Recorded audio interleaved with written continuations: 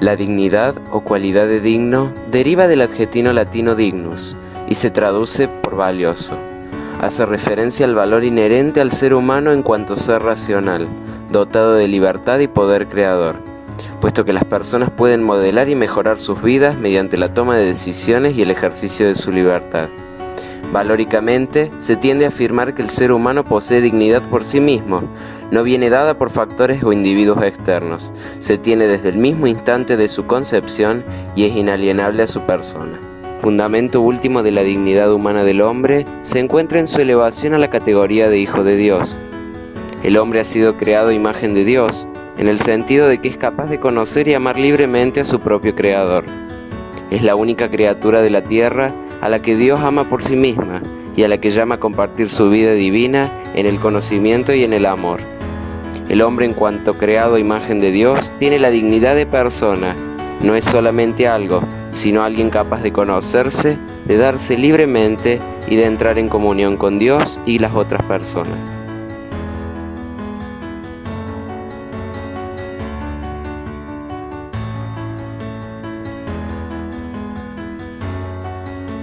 La pregunta sobre la dignidad del hombre ha acompañado a la humanidad desde siempre, pero es en Grecia donde se enfoca desde una perspectiva filosófica. Con los antiguos griegos se abrió un camino hacia la atención de la dignidad humana. Ellos no la identificaron como tal, pero indirectamente la promulgaron por medio del estudio que hicieron sobre el hombre y su realce en la tierra. Los antiguos filósofos se presentan hoy como precursores del desarrollo de la especie humana y de la defensa de su dignidad. Este interrogar concreto por el hombre en cuanto hombre comienza con un tinte muy tenue en la historia de la filosofía, para luego asentarse y plasmarse con la reflexión de filósofos como Sócrates. Sócrates, utilizando el método mayéutico para ofrecer su sabiduría, se convirtió en un precursor en lo referente a la implementación de la dignidad humana, al ubicar al ser humano en una posición privilegiada por poseer un alma que lo diferenciaba de los demás seres. Reconocía a la misma como el yo consciente, es decir, la conciencia y la personalidad intelectual y moral. Pasamos enseguida a observar la percepción aristotélica sobre la dignidad humana, vista desde el manejo que el filósofo da al tema del alma. Da realce al hombre en cuanto ser racional, con lo que lo diferencia de las demás especies y lo eleva a una categoría superior, mostrando de esta manera la dignificación que cubre al ser humano. Pero también va en contra de ella en el manejo que dio al tema de los esclavos, ya que para Aristóteles ellos constituían prácticamente un objeto y no una persona. Por otro lado, pasamos a la antigua Roma, con una sociedad en la que el concepto de dignidad humana radicaba en una conquista individual. Al igual que el honor, la dignitas era un activo importante y de gran relevancia política entre todos los ciudadanos romanos. Todos los hombres, de todas las clases sociales, y en particular los aristócratas de familias consulares, ponían un gran cuidado en la protección de su dignitas, y por ello, cuando se la perdía, buscaba restituírsela de cualquier manera. En el caso de los gladiadores, ellos habían perdido su dignidad como seres humanos, y por ello se valían de la lucha como un medio para resarcir su respeto y prestigio social.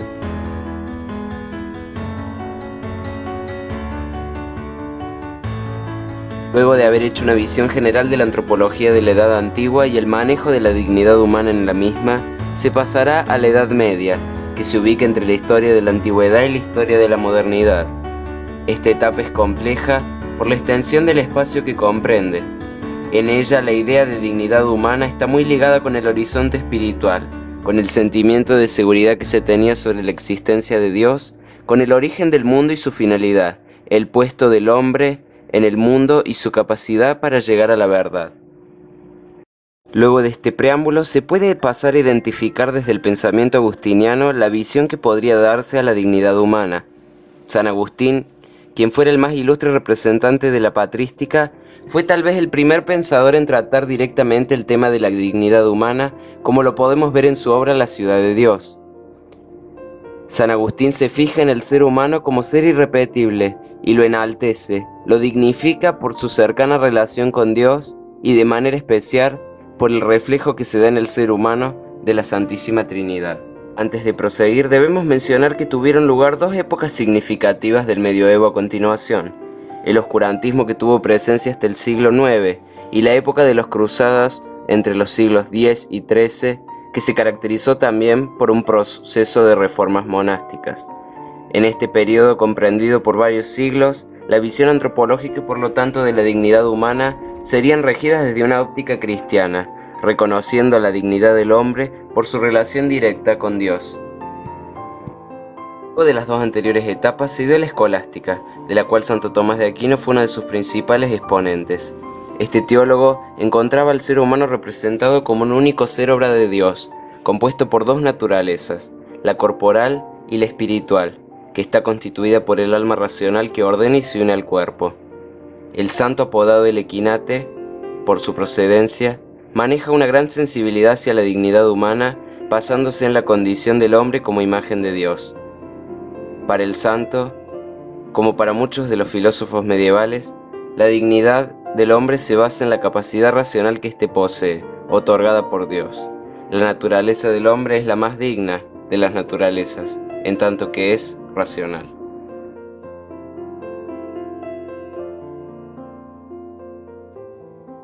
Pasada la época medieval, surgió el Renacimiento, movimiento corto acontecido entre los siglos XV y XVI. En esta época se da una nueva concepción de lo humano, que va encaminada al enaltecimiento del hombre en cuanto hombre, acompañando un paso del teocentrismo al antropocentrismo. Empieza en este tiempo de cambio a señalarse que el valor de una persona debe medirse por su capacidad para desarrollar las virtualidades de su condición humana. Se genera una nueva idea de dignidad, que se supone originaria del propio hombre y no de factores externos como Dios, por lo que se ve al hombre como centro del mundo y se enaltecen en él sus potencialidades intelectuales, morales, espirituales y estéticas. Con lo anterior, vemos de manera general una imagen de la dignidad humana desde la perspectiva del Renacimiento, en la cual el hombre por sus propias fuerzas puede llegar a hacer lo que quiera, porque dentro de él está la capacidad suficiente para lograrlo.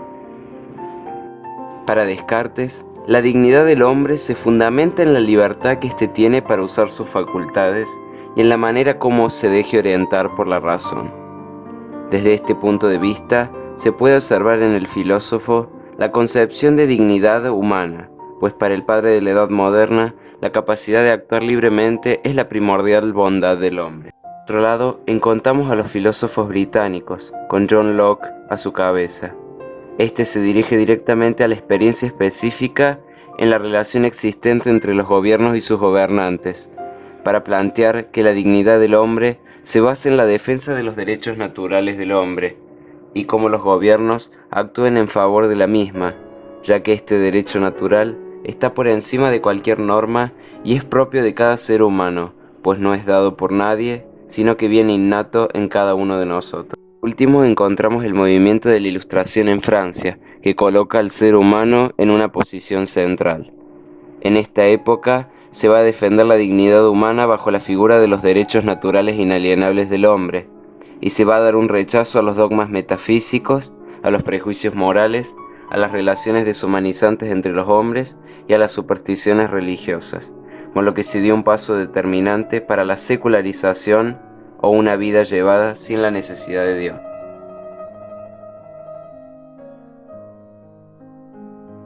Uno de los acontecimientos con mayor alcance histórico en este periodo fue la Revolución Francesa y su Declaración de los Derechos del Hombre y del Ciudadano. En su doble vertiente, moral y política, condicionó la aparición de un nuevo modelo de Estado, el de los ciudadanos, el Estado de Derecho, democrático y nacional, con un carácter universal, a lo que hay que añadir la brevedad, claridad y sencillez del lenguaje. Esta declaración alcanzó trascendencia y éxito en todo el mundo occidental, en materia de defensa de la dignidad humana, bajo la figura de los derechos naturales. Tras la Revolución Industrial y en plena edad contemporánea, veremos inicialmente la encíclica Rerum Novarum del año 1891 como un aporte al tema de la dignidad humana.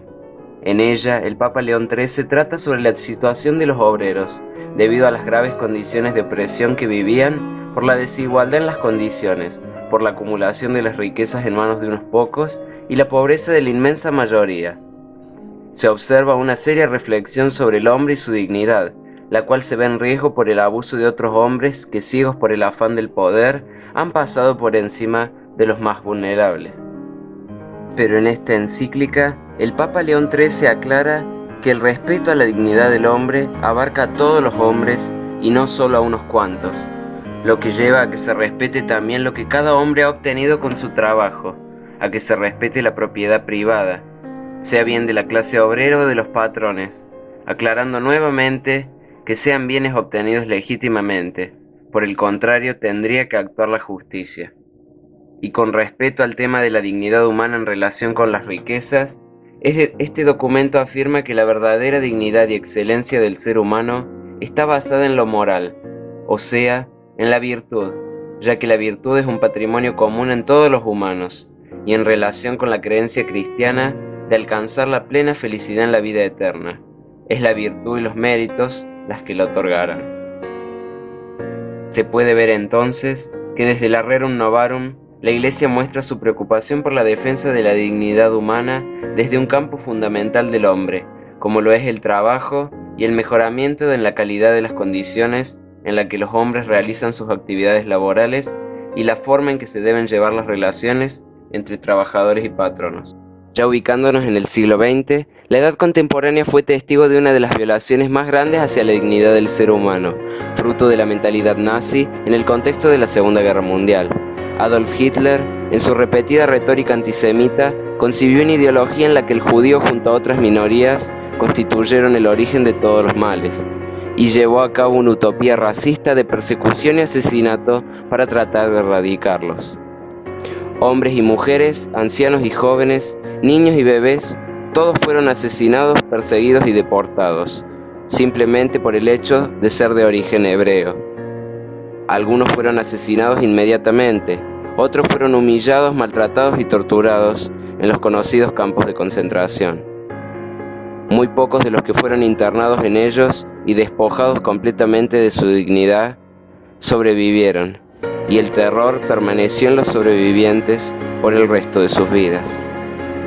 Esto fue la Shoah o el Holocausto, este horrible genocidio difícil de creer para los responsables de las naciones y las mismas comunidades judías en el momento que se llevaba a cabo sin misericordia. Nunca la dignidad humana se vio más saboteada y distorsionada, al punto que el genocidio nazi es considerado hoy como el más grande atentado a la humanidad en la historia. Como consecuencia de esto, surgiría fuertemente al finalizar la guerra el concepto de derechos humanos, para garantizar la protección entera y completa de la persona.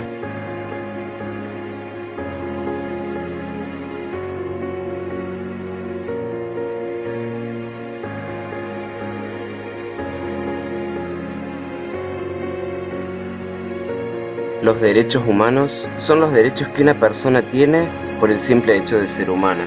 Es la forma en que una persona instintivamente espera ser tratada. Es el trato que merece como persona, como el derecho a vivir en libertad, a hablar con franqueza y ser tratado con igualdad. Hay muchos tipos de derechos. La mayoría tienen que ver con cierto grupo, pero los derechos humanos son los únicos que les corresponden absolutamente a todas las personas por igual.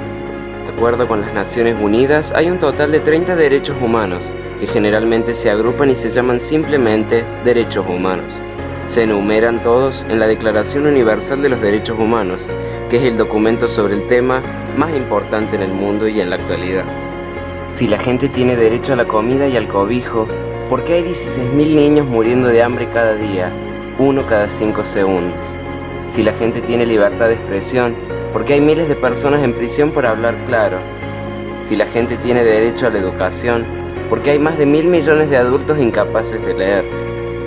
Si la esclavitud ha sido abolida, ¿por qué hay más de 27 millones de personas esclavizadas hoy en día, más del doble de las que había en el siglo XIX? El hecho es que cuando se firmó, la Declaración de los Derechos Humanos no tenía la fuerza de la ley, era opcional. Y a pesar de muchos más tratados, convenios y leyes que se firmen, todavía son poco más que palabras en una página. Así que la cuestión es, ¿quién hará que esas palabras se transformen en una realidad?